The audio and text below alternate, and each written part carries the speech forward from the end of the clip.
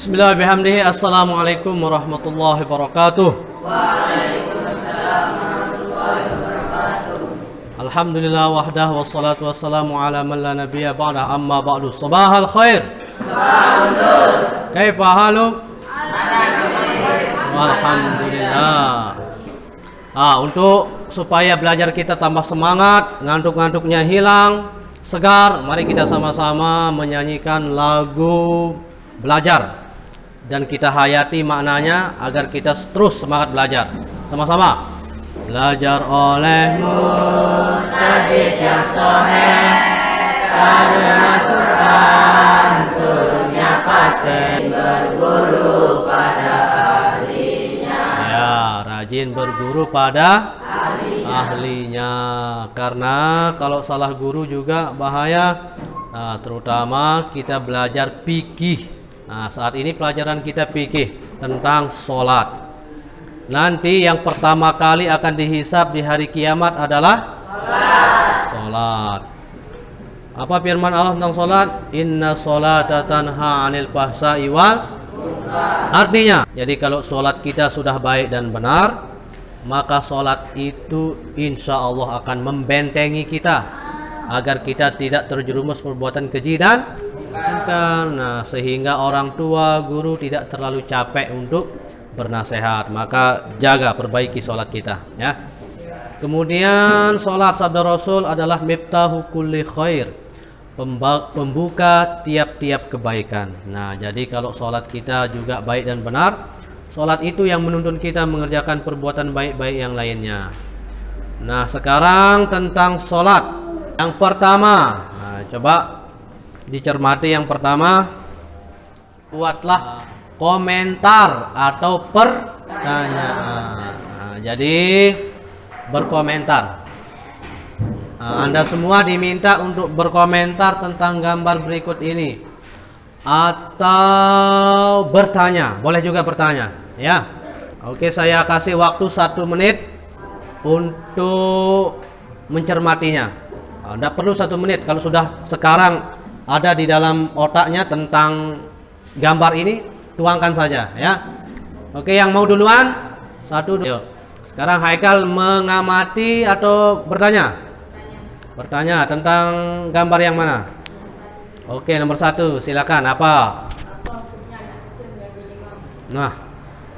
hukumnya anak kecil menjadi? Apakah ada yang mau menjawab? Ayo, siapa yang mau menjawab? Itu dijawab oleh Mas Muka Epan. Dijawab oleh Epan. Ayo Epan. Boleh apabila anak kecil itu mengetahui untuk sholat. Dijawab oleh temannya Epan. Boleh hukumnya anak kecil menjadi imam apabila anak kecil itu sudah tahu hukum-hukum tentang sholat. Itulah yang disebut dengan mumayyiz atau tamyiz. Ada namanya balik, ada namanya tamyiz. Beda ini. Tamyiz itu, ini perhatikan ya. Tamyiz itu dia sudah mengetahui tentang sholat. Meskipun umurnya 6 tahun misalnya. 6 tahun kelas berapa kira-kira? Kelas 1 SD atau belum ya? Kelas 7 misalnya. Kelas 7. Maksudnya umurnya 7 tahun, kelas 1 SD. Tapi dia sudah paham betul. Dia sudah dikhitan, paham tata cara istinja, toharoh, wudunya bagus, rukun sholatnya bagus, rukun wudu, kemudian masuk ke bab sholat, bacaannya sudah bagus, fasih, paham mana sunnah sholat, mana rukun sholat, dia paham itu. Itu namanya sudah paham, mengetahui, maka dia disebut atau mumayyiz. Maka anak seperti ini boleh dia menjadi imam meskipun orang tua, tetapi dia tidak tahu, maka jangan jadi imam. Tadi temannya mengamati bertanya tentang gambar yang pertama. Bagaimana hukumnya kalau anak kecil jadi imam? Jadi jawabannya boleh kalau dia sudah tamyiz atau mengetahui betul mana syarat, rukun, ya, sunnah dan sebagainya. Lanjut nomor 3. Ya, silakan.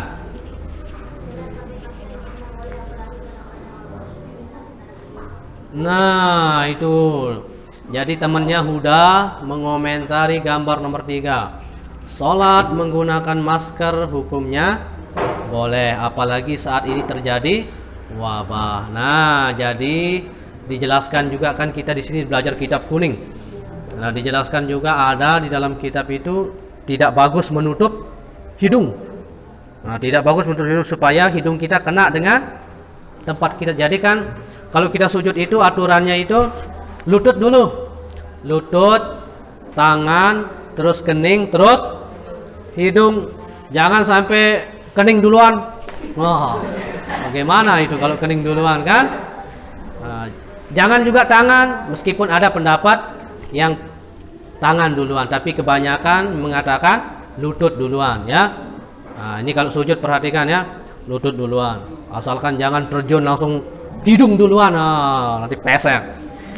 Nah, jadi boleh sholat itu pakai masker, betul komentar temennya. Boleh pakai masker, terutama kalau ada wabah. Tapi kalau tidak ada wabah, tidak baik menggunakan masker. Nah, tapi kalau ada wabah seperti ini, maka makruhnya itu hilang. Ya, lanjut. Tinggal 2 gambar. Nah, angkat tangan. Silakan. Langsung, jangan ragu-ragu. Kita belajar, tidak apa-apa salah. Yang penting belajar. Angkat tangan. Siapa? Ya, Mas muka. Farhan. Farhan, ya, kebahagiaan. Silakan, gambar nomor berapa? 2. Nah, bagaimana komentar Anda? Boleh menjadi makmum dengan menyimak membawa Al-Quran asalkan tidak melebihi 3 gerakan. Nah, mantap. Jadi Farhan mengomentari gambar nomor 2. Ketika kita jadi makmum, boleh kita simak bacaan imam dengan kita membawa Al-Quran. Membukanya asalkan kita jaga gerakan kita. Jangan lebih 2 gerakan, bukan 3 gerakan ya. Jadi maksimalnya itu 2. Nah, kalau udah 3, batal. Nah, misalnya kan sholat. Nah, ini mengambil itu 1. Nah, tapi kalau mengambil 1, 2, tapi kalau langsung 1. Nah, 1 terus apalagi sudah punya tanda kan, tinggal dibuka. Atau yang apa namanya, yang bergerak hanya jari. Kalau yang bergerak hanya jari itu tidak dianggap gerakan banyak. Tapi yang kalau ini ikut bergerak telapak tangan, maka dianggap gerakan besar. Ya, nah, intinya boleh selama menjaga gerakan kita. Nih, ya baca. Larut malam sehingga tiap hari dia selalu bangun kesiangan dan sholat subuh jika matahari sudah terbit. Bagaimana pendapatmu? Ya, bagaimana pendapatmu? Ini nomor 1 ini nih, kelompok ini. Ini yang diskusikan ya. Ini. Nah, nomor 2 baca. Abbas sering diminta untuk menjadi imam sholat oleh ibunya di rumah karena selain baca bagus atau fasih, Asma sudah bisa membedakan baik dan buruk. Tapi Asma masih berusia 9 tahun atau belum balik. Bagaimana hukum sholat ini? Jelaskan alasannya. Nah, ini kelompok ini yang menyelesaikannya ya. Nanti maju paparkan hasil diskusinya di depan. Ini nomor 1 diselesaikan, diskusikan. Nanti paparkan hasilnya di depan ya. Nomor 3 baca. Jadi hari ini kita sudah membahas tentang syarat sah sholat, syarat wajib. Ini semua sudah terpenuhi syarat wajib sholat. Rata-rata sudah balik. Jangan ada lagi yang meninggalkan sholat. Kan tadi sudah dibaca hadisnya ya. Kalau baik sholatnya, baik pula amal yang lain. Nah, jadi sholat itu yang pertama kali nanti akan dihisab. Sholat itu tempat wadah amal-amal kita yang lain. Nanti sedekah, zakat, amal-amal yang lain itu ditampung oleh ibadah yang namanya sholat. Tapi kalau sholatnya bocor, bagaimana menampung pahala-pahala yang lain?